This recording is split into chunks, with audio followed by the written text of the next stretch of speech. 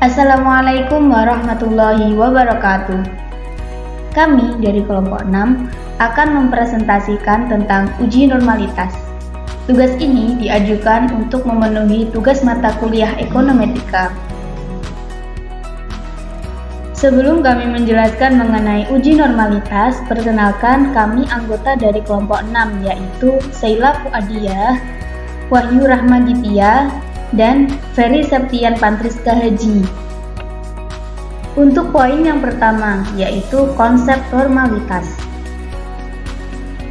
Ketika membahas mengenai konsep normalitas, hal yang pertama yang harus kita ketahui adalah apakah uji normalitas itu? Uji normalitas adalah uji untuk mengetahui apakah data empirik yang didapatkan dari lapangan itu sesuai dengan distribusi teoretik tertentu. Dalam kasus ini, distribusi normal. Dengan kata lain, apakah data yang diperoleh berasal dari populasi yang berdistribusi normal? Apabila kita melihat dari metode pengujian normalitas secara klasik, sebenarnya uji normalitas tidaklah terlalu rumit karena kita hanya tinggal melihat datanya saja. Apabila data tersebut terdiri lebih dari 30 sampel, maka data tersebut berdistribusi normal. Namun sebenarnya, untuk mendapatkan kepastian data tersebut berdistribusi normal atau tidak, maka dapat dilakukan uji statistik normalitas. Hal ini dikarenakan data yang banyaknya lebih dari 30 sampel itu belum tentu berdistribusi normal. Dan data yang banyaknya kurang dari 30 sampel itu juga belum tentu berdistribusi tidak normal. Pembuktian secara manual dapat dilakukan dengan menggunakan metode kertas peluang normal atau dengan melakukan uji statistik normalitas. Sehingga apabila ada suatu pemahaman mengenai bagaimana konsep normalitas data dan bagaimana pembuktiannya, itu tetap perlu dilakukan adanya pengujian. Asumsi bahwa sampel diambil secara random dan bahwa distribusi populasi adalah normal merupakan dua contoh asumsi yang merupakan formalitas dalam analisis. Beberapa orang percaya bahwa semua data yang dikumpulkan dan digunakan untuk analisis harus didistribusikan secara normal. Tetapi, distribusi normal tidaklah sesering yang orang pikirkan, dan itu bukanlah tujuan utama. Karena distribusi normal adalah sarana untuk mencapai tujuan, bukan tujuan itu sendiri.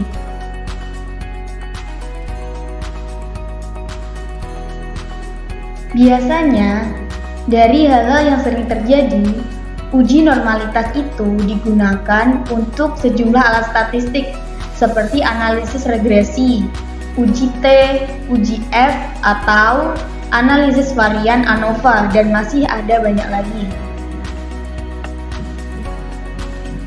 Dalam pengujian normalitas dilakukan untuk mengetahui normal tidaknya suatu distribusi data. Hal ini ternyata penting dilakukan, dan karena hal ini berkaitan dengan ketetapan pemilihan uji statistik yang akan dipergunakan. Uji parametrik misalnya, itu mengisyaratkan data harus berdistribusi normal. Apabila distribusi data tidak normal, maka disarankan untuk menggunakan uji non-parametrik sebagai alternatifnya. Apabila kita ingin melakukan analisis uji normalitas dengan aplikasi EFUSE, kita bisa menggunakan dua metode yang bisa digunakan. Yang pertama melalui histogram residual, dan yang kedua uji yang dikembangkan oleh Jacques Berer. Selanjutnya adalah histogram residual. Histogram residual merupakan metode grafis yang paling sederhana digunakan untuk mengetahui apakah bentuk dari probability distribution function atau PDF dari random variabel berbentuk distribusi normal atau tidak. Jika histogram residual menyerupai grafik distribusi normal berbentuk seperti lonceng, maka bisa dikatakan bahwa residual mempunyai distribusi normal. Contoh histogram residual yang menunjukkan data berdistribusi normal. Berdasarkan gambar di samping, histogram residual menyerupai grafik distribusi normal, berbentuk seperti lonceng. Maka bisa dikatakan bahwa residual mempunyai distribusi normal. Selanjutnya, uji Arquebera. Uji normalitas residual metode OLS secara formal dapat dideteksi dari metode yang dikembangkan oleh Carlos Arque dan Anil Cabrera. Nah, metode JB ini didasarkan pada sampel besar yang diasumsikan bersifat asimptotik dan menggunakan perhitungan Skewness dan kurtosis. Ini adalah formula uji statistik JB. Bisa dilihat di mana N adalah jumlah data atau sampel, lalu S adalah koefisien Skewness dan K adalah koefisien kurtosis. Jika suatu variabel didistribusikan secara normal, maka nilai koefisien S sama dengan 0 dan K sama dengan 3.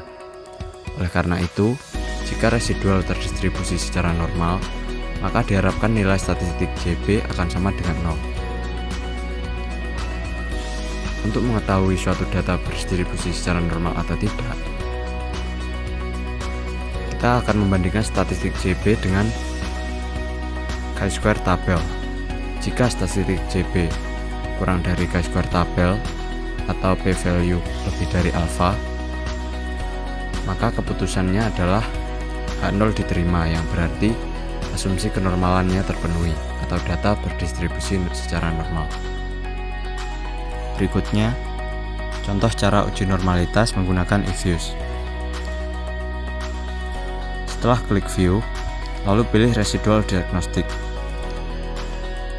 Selanjutnya histogram normality test. Maka akan muncul grafik hasil uji normalitas seperti pada gambar sebelah kanan. Nah, bagaimana cara mengetahui data tersebut normal atau tidak? Salah satunya adalah dengan membandingkan nilai probabilitas JB dengan nilai signifikansi. Di sini saya menggunakan nilai signifikansi 5%.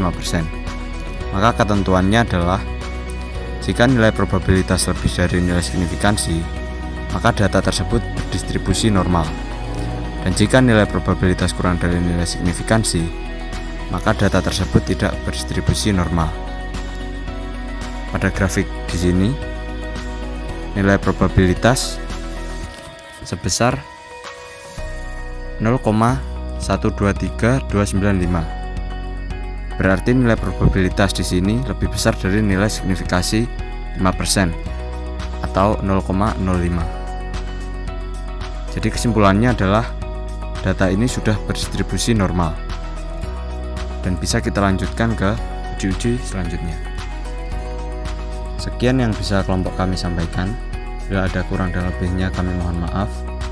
Assalamualaikum warahmatullahi wabarakatuh.